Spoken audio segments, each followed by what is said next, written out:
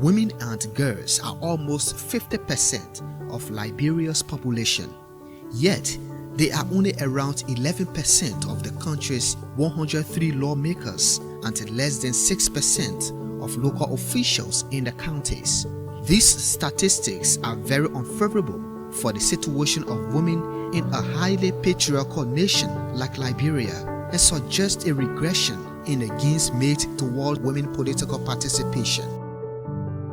16 years ago, in 2006, the percentage of women in the legislature was almost 17%. That dropped to 14% in 2011, then 12% in 2014, 11% in 2017, and today remains under 11%. There are several known barriers against women political participation. These include economic barriers, as women tend to have less income than men and fewer people willing to invest in their political sojourns. Social barriers include women's greater responsibility for domestic work, child care, and elder care.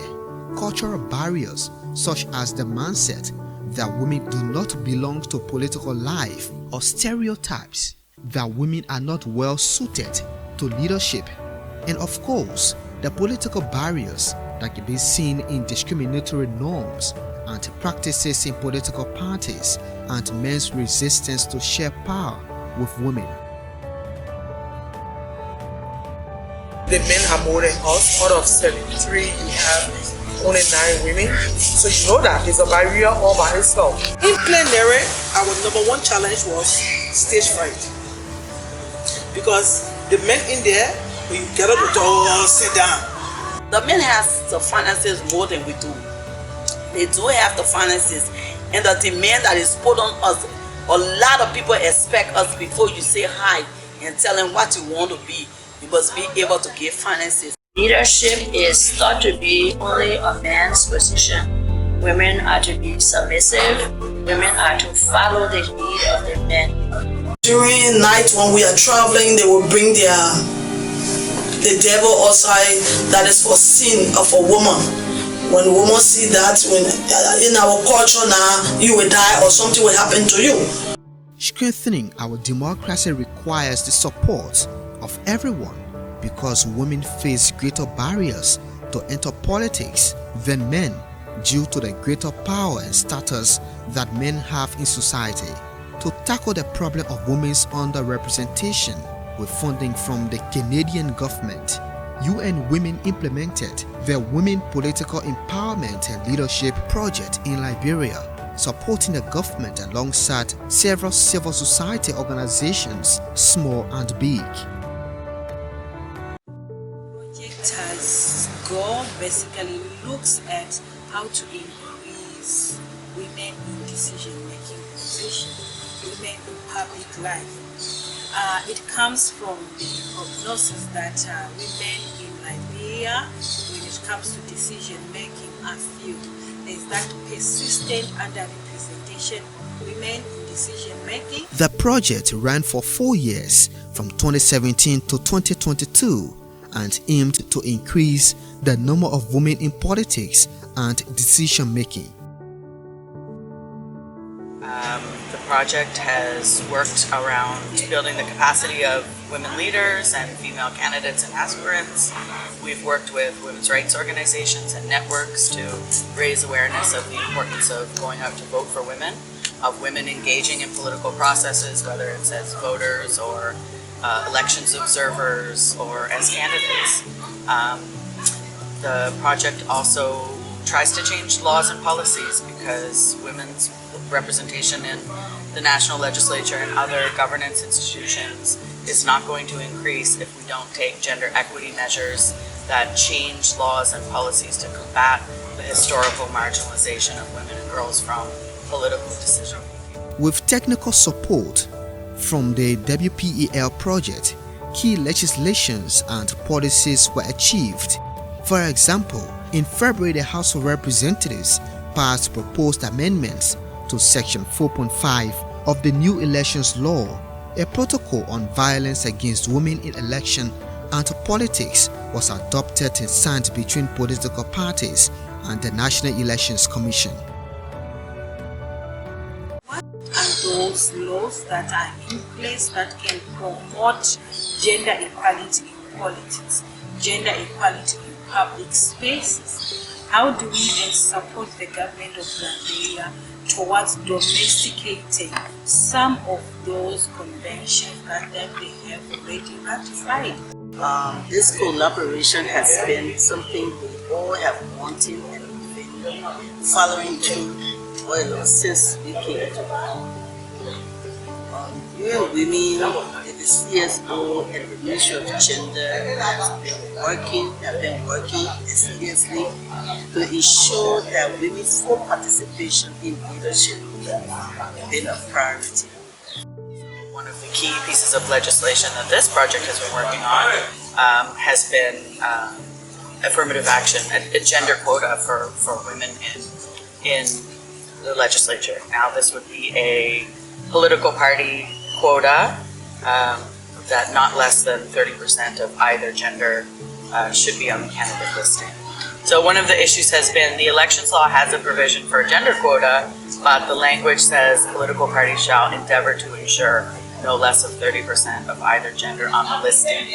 And there's no mechanism in the existing law that says the National Elections Commission should reject the party listing if they don't meet that threshold. And the phrase endeavor to ensure is pretty ambiguous.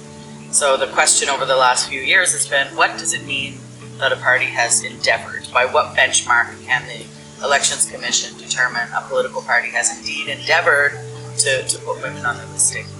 I can honestly tell you that we have seen a lot of progress, even with a lot of enthusiasm that is coming from the male counterparts in the national legislature, which was demonstrated a few weeks ago when the House of Representatives, which has 64 male lawmakers and 9 women lawmakers, passing the obligatory 30% gender quota on political parties' candidate nomination listing, which is a very good achievement, and we are really happy to have been part of the process.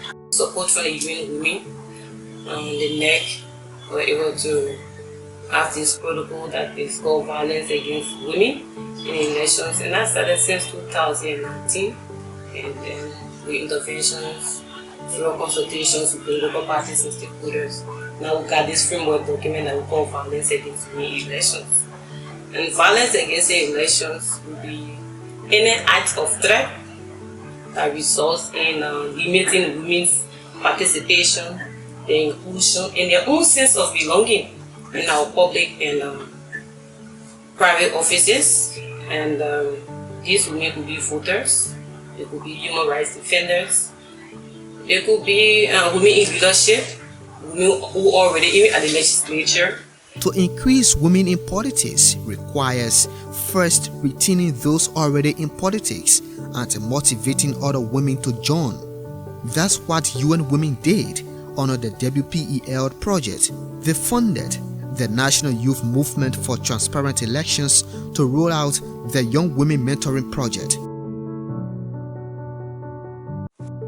The National Young Women Political Council of Liberia came about with UN Women sponsored event through the Young Women Mentorship and Leadership Project. This project brought together for the first time 75 young women from across the 15 counties of Liberia. So these women were trained in campaign planning, how to run political campaigns, and everything about politics, how to run for office. By the end of this mentoring initiative, 225 young women from across the 15 counties of Liberia were trained in campaign planning, political campaigns management, and how to run for office. They were assigned mentors. Alongside the training, they came with an increased awareness and desire in beneficiaries of the program to join active politics, not just as voters but as party leaders and candidates. Here are a few of the young women who benefited from the Young Women Mentoring Program.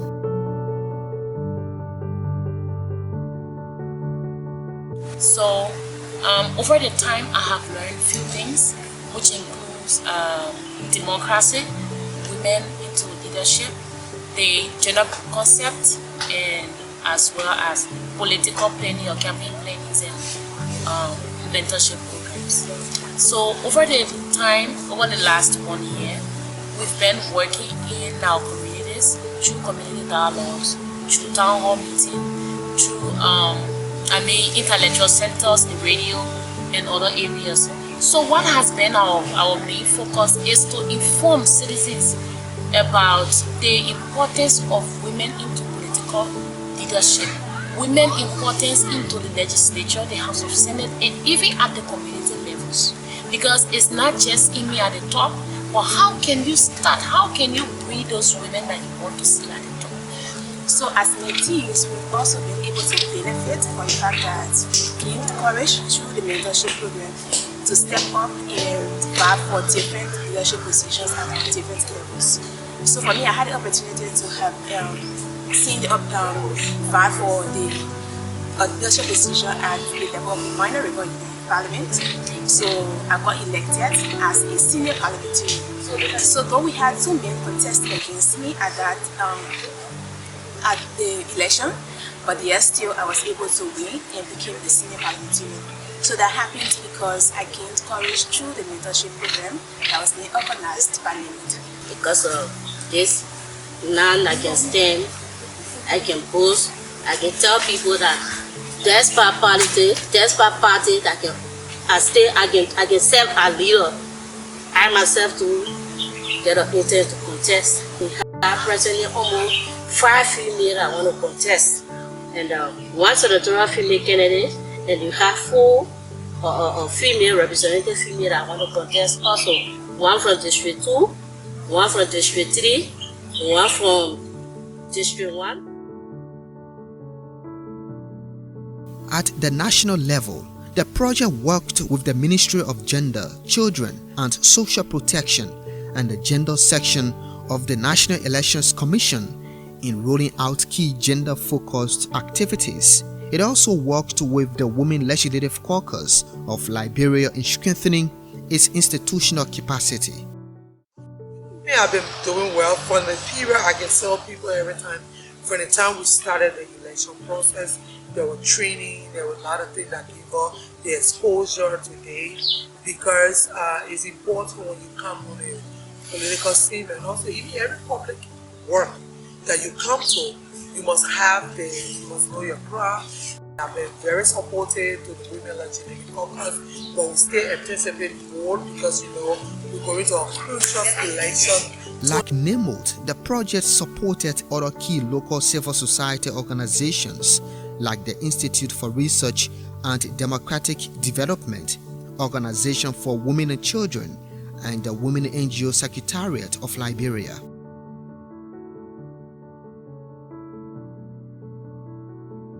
In addition to reforming laws and developing key policies and regulations, the WPEL project engaged in successful social behavioral change communications activities with the help of a private management consulting firm. The project ran 2 rounds of communication support for women in politics in 2020 and 2022. These include short tailored radio dramas and jingles produced in both English and local vernaculars and aired on over 25 radio stations across Liberia's 15 counties. There are also stickers, banners and giant billboards erected at strategic locations across populated areas of Monrovia, in-person community outreach activities, exclusive interviews and radio talk shows with women candidates that increased their access to the media. We want to extend our appreciation to UN Women for the support and for affording us this opportunity to work along with them. We also look forward to more of these collaborations. As you know, behavioral change takes time, and the issue of women participation in leadership is not something we can embed into the minds of people on a one-off basis.